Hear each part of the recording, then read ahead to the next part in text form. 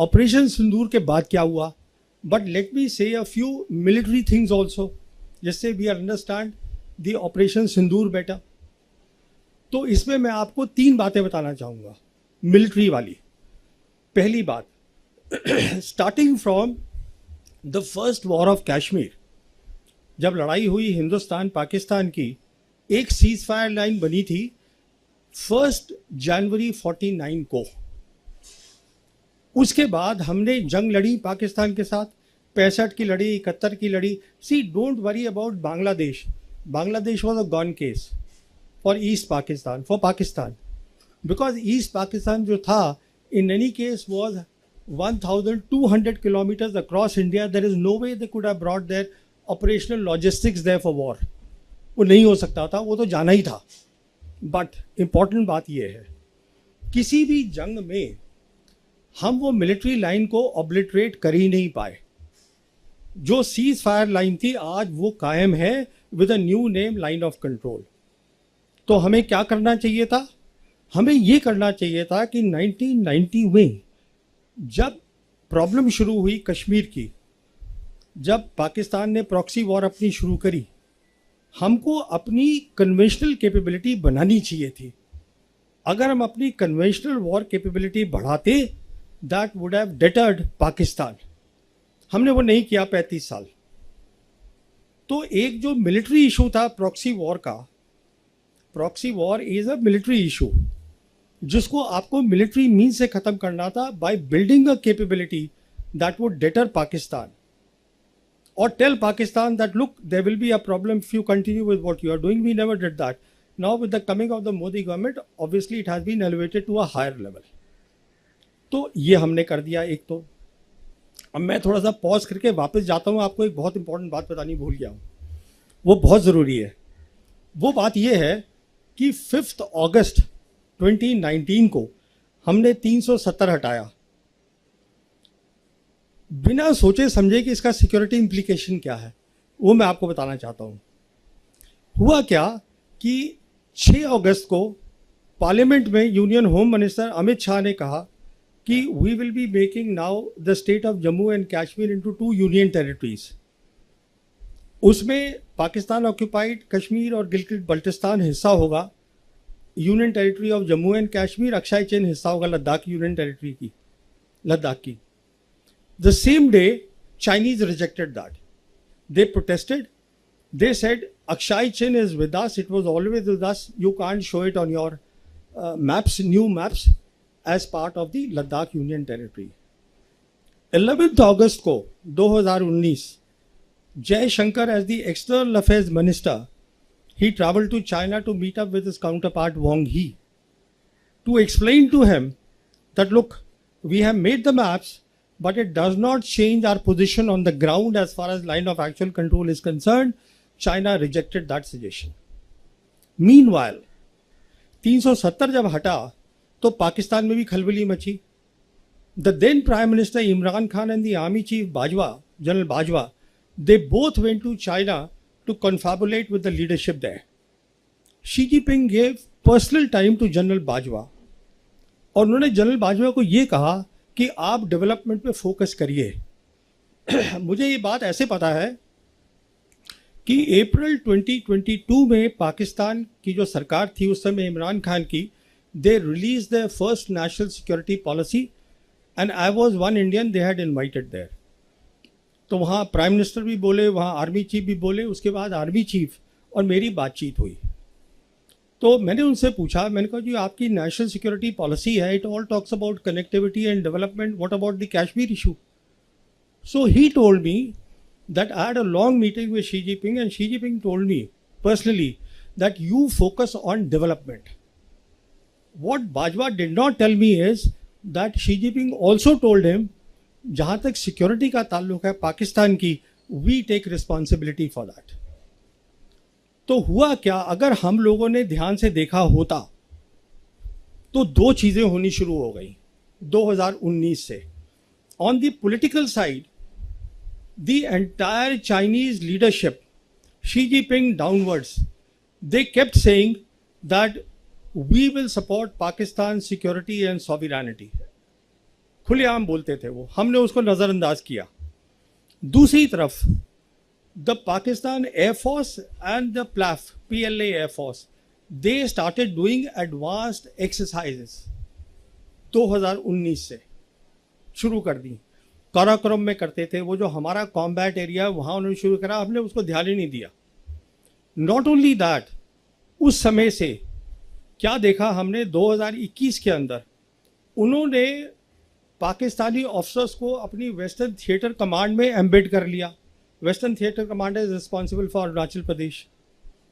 कहने का मतलब ये है जो उनके इंपॉर्टेंट जितने भी मिलिट्री ऑर्गेनाइजेशन थे वो उसका हिस्सा बना लिया उनको, so that they better understand how to tackle India. हमने इस सब चीज़ को देखा ही नहीं बिल्कुल। तो सिचुएशन ये है कि हमें एक बात समझ में नहीं आई हमारी मिलिट्री लीडरशिप को कि it is no longer after 5th August 2019 about India Pakistan, it is no longer about a 2 front war.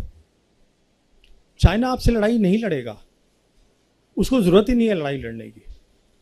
It was since then about 1 front reinforced war, जो मैं 2019 से अपनी 2 किताबों में लिख चुका हूँ। Basically what meant that was, I explained that this is the term that I coined and I said what this is, you will fight with Pakistan but China will be helping Pakistan to the hilt without showing its hand. इस लड़ाई की आप तैयारी करिएगा, but हमारा वो narrative था, हमने उसको कायम रखा। तो अभी आपको एक ओवरऑल सिचुएशन मैंने बता दी है कि ये था बैकग्राउंड उसका सिंदूर का। अब होता है ऑपरेशन सिंदूर। ऑपरेशन सिंदूर की 3 खास बातें मैं आपको बताना चाहता हूं। पहली बात, आवर रिस्पॉन्स वॉज डिसप्रोपोर्शनेट। एक टेरर अटैक हुआ, हमने उसको जवाब दिया with a conventional war, that too at the highest level. Hindustan और पाकिस्तान के बीच में the 2 air forces will lead the war period. और ये हमने पहली बार नहीं किया, हमने किया था बालाकोट में पहली बार 2019 में, and we expose the limitations of the Indian air force. मिसाल के तौर पर हमने बालाकोट में हमारी एयरफोर्स ने ऑपरेशन बंदर करा, चुपके से जाकर वी कॉट देम अनअवेयर, उनके रडार्स बंद थे, we cross the their air space और हम अपना BVR छोड़कर आ गए। Next morning they retorted, they came back to us with a response which is what they call the Operation Swift Retort। याद होगा आप लोगों को, दिन के टाइम उन्होंने किया और उनका फोकस क्या था? उनका फोकस था military targets, not non military targets. आप कभी एयरफोर्स नॉन मिलिट्री टारगेट्स पे इस्तेमाल नहीं करते बाबा। उनका फोकस था मिलिट्री टारगेट, और उन्होंने क्या देखा, हमारी इलेक्ट्रॉनिक वॉरफेयर बहुत कमज़ोर थी। सिंपल वर्ड्स में इलेक्ट्रॉनिक वॉरफेयर का मतलब ये होता है कि काबिलियत की आप दूसरे का कम्युनिकेशन को जैम कर दे। तो हमारे जो ऑफिसर थे उनका कम्युनिकेशन जैम हो गया, he was taken prisoner of war. हम कुछ लेसन नहीं सीखे, बट वो सीख गए कि इलेक्ट्रॉनिक वॉरफेयर पे फोकस करो। This is the key to the modern warfare. Electronic warfare होता है what is called, I won't give a technical explanation, it is something that is called electromagnetic spectrum. बहुत ज़रूरी चीज़ है। होता क्या है कि एटमॉस्फेयर में 7 तरीके की इलेक्ट्रोमैग्नेटिक वेव्स हैं। एक मिसाल के तौर पर है विजिबल लाइट। जैसे आप लोग मुझे देख रहे हैं, मैं आपको देख रहा हूँ, this is only possible because visible light है।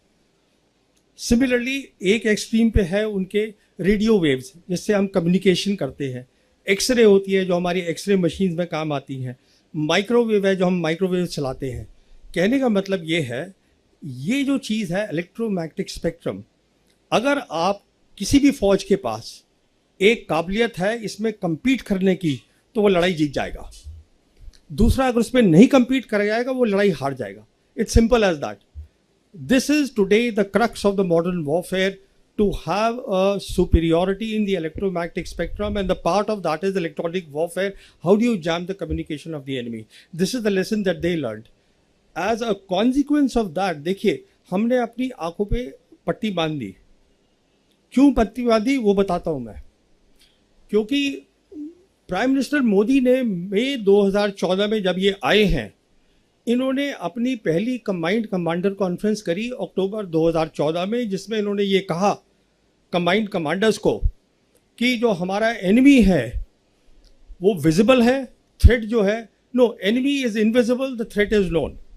It's a famous statement now made by the Prime Minister, basically saying that we have to focus on the terrorist and not on the Pakistan, which is harboring the terrorists or which is the hub of the terrorism.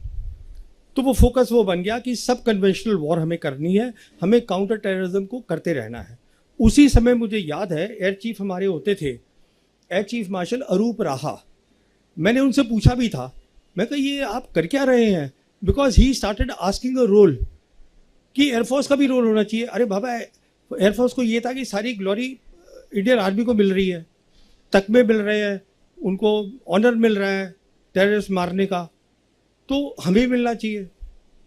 So that entire line of leadership of the Indian air force, they also way very happy कि हमें भी ऐसा role दीजिए कि हम terrorist के खिलाफ काम करें. तो हमने 2019 में कोई लेसन नहीं सीखा. अब देखिए सिंदूर में क्या हुआ, हमने फिर वही किया. हमने सिंदूर में इस बार जो पाकिस्तान की जो सरहद है उसको हमने ब्रीच नहीं किया, एयर स्पेस को, स्टैंड ऑफ वेपन से, but we hit the terrorist target, वो हमने किया. पर इस बार वो तैयार बैठे थे. I won't go in the technical details, all to tell you is that it is not really about the J-10 and the PL-15 missile. It is about the ecosystem that was backing that. And when I say ecosystem, what am I talking about? I am talking about the advanced exercises that the Pakistan Air Force had been doing since 2019 with the PLAF. और उसके तहत वो क्या कर रहे थे, ecosystem का मतलब होता है कि आपकी सैटेलाइट्स, आपके एयरबॉर्न एसेट्स, एयरबॉर्न में जैसे एवैक्स होता है जिससे आप पता करते हैं कितने टारगेट्स हैं, उसको ट्रैक करते हैं, आपके ग्राउंड एसेट्स विच इज़ आपकी एयर डिफेंस वगैरह, और आपके फाइटर्स, इस सब को आप नेटवर्क कर देते हैं. इसका मतलब ये है कि एक तो जो अगर आपका जो हवाई जहाज है, मान लीजिए वो सिर्फ 400 किलोमीटर्स तक देख सकता है, but because now it is linked with the satellite, अब वो 1000 से ज़्यादा देख सकता है. Even before the enemy sees you, you see the enemy. ऊपर से आपने अपनी electronic warfare, as I told you, they focus there after 2019 Balakot. तो जब उन्होंने मिसाइल फायर करी है, एक तो हमको पता नहीं चला कि मिसाइल फायर हुई है, और दूसरा क्या हुआ है कि हमारा जो सिस्टम था रफाल का, उसमें ये काबिलियत नहीं थी कि उसमें हम आइसा रेडार बोलते हैं जो PL-15 में है, वो काफ़ी पावरफुल था, उसने उसको जैम कर दिया. तो जो हमारा पायलट था उसको पता ही नहीं चला कि मिसाइल ने मुझे लॉक कर लिया है. एक बार मिसाइल लॉक कर देती है और आप उसको नहीं हटा सकते हैं, डिफ्यूज कर सकते हैं, इट विल गेट यू. तो what I am saying is that it is one part, buying the fighters, buying the PL, the missiles. The key thing is आपको इसमें बहुत ट्रेनिंग करनी पड़ती है.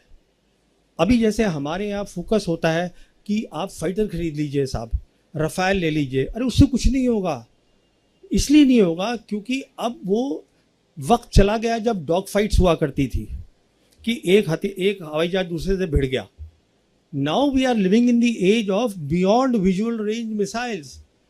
300, 350 किलोमीटर, 200 किलोमीटर से फायर कर रहे हैं. वो आप तभी फायर करेंगे ना अगर आपके पास एक इको सिस्टम है, जिसको पाकिस्तान एयरफोर्स ने समझाया इंटरनेशनल मीडिया को, that is called the multi domain operations with a special focus on electronic warfare, and this takes years and years. So by doing a disproportionate response, let me tell you a key reason जो मैं आगे आऊँगा अभी, why Pakistan's profile has gone up in the world capital. A key reason of that is, there are two key reasons. One is that they saw that the Pakistan military has emerged out of this 4 days of Operation Sindoor as a peer military competitor of the Indian military. बहुत बड़ी बात है, ये peer competitor उनको दिखाई दिया. तो उनकी जो मिलिट्री पावर की जो वो थी, औकात थी, वो बहुत बढ़ गई. They have the military power. And the second thing that the world saw is that the Chinese stood by them. Chinese are the people who had the gumption to walk the talk. बहुत बड़ी बात है. तो पहली तो ये बात हुई, डिसप्रोपोर्शनेट रिस्पॉन्स से हमने अपनी इंडियन एयरफोर्स की काबिलियत को दिखा दिया और हमारे लॉसेज हुए हैं. I don't want to go into those losses at this stage. तो कहने का मतलब ये है कि आप जो हम बोल रहे हैं, देखिए, we have to be objective about things. और ऑब्जेक्टिविटी हमें ये बताएगी कि अगर आप ज्योग्राफी देखिए पाकिस्तान की ज्योग्राफी ऐसी है जो इलोंगेटेड है, उसमें डेप्थ नहीं है. उसकी जितनी भी एयरफील्ड्स हैं वो 2050 किलोमीटर के अंदर अंदर हैं सारी की सारी मैक्सिमम. और जो हमारा S-400 है, हमारे ब्रह्मोस है, वो उसको इजीली कवर कर सकता है. Now what they have done is they have gone to China, and China is giving them a deadly combination of what is called the J-35A and the HQ-19, which is the air defense system. बहुत powerful air defense system है. It is meant for the IRBMs, intermediate range ballistic missiles, and the KJ-500, which is the airborne assets. तो ये एक बहुत बड़ा combination है जो उनको मिल रहा है. And I won't be surprised, वो पैसे वैसे नहीं लेंगे, उसको ऐसे ही दे देंगे क्योंकि उनको फ़ायदा हो रहा है दो तरीके से. एक तो फ़ायदा हो रहा है कि विदाउट फाइटिंग उनके जो हथियार हैं they are getting operationally validated, उनकी आर्म सेल बढ़ेगी. दूसरा फ़ायदा हो रहा है, they are cutting India to size through Pakistan. बहुत फ़ायदा है. तो कहने का मतलब ये है, दोनों ने लेसन लड़े हैं, सीखे हैं, पर हमारा लेसन जो है हमें उस पर ध्यान देना है. दूसरी बात, न्यू नॉर्मल क्रिएट करा है. जैसे बताया था अभी कि ये पॉज हुआ है, सीज फायर नहीं है कि जहाँ पर दोनों साइड बैठ के बात करती हैं और तय करती हैं कि ठीक है ये टर्म्स होंगी सीज फायर की. ऐसा कुछ नहीं है, कोई भी साइड इसको लिफ्ट कर सकती है. कहने का मतलब है we are today living at the as of war. Please understand what I am saying, because we are up against a combination of Pakistan and China and it's extremely lethal. As I said, it's a one-front reinforced war that we are looking at. And all this talk that I keep hearing, कि अब drones चाहिए, of course you need drones. But more than drones, what you need is, in which nobody is talking about in my country, are the capabilities in the virtual domains of war. And when I say virtual domains of war, I am talking of three things. I am talking of electronic warfare, which is the electromagnetic spectrum. I am talking of cyber capabilities, and I am talking of space. They all link up. Because if you lose here, you lose the war. Simple. Communication आपका बंद, आपको दिखेगा नहीं, आप blinded. It's over. The war is over. क्या लड़ेंगे आप? तो वो आपको पहले बनाना है. फिर आपको एयरफोर्स का इकोसिस्टम बनाना है. So all these things are there, and we are living dangerously.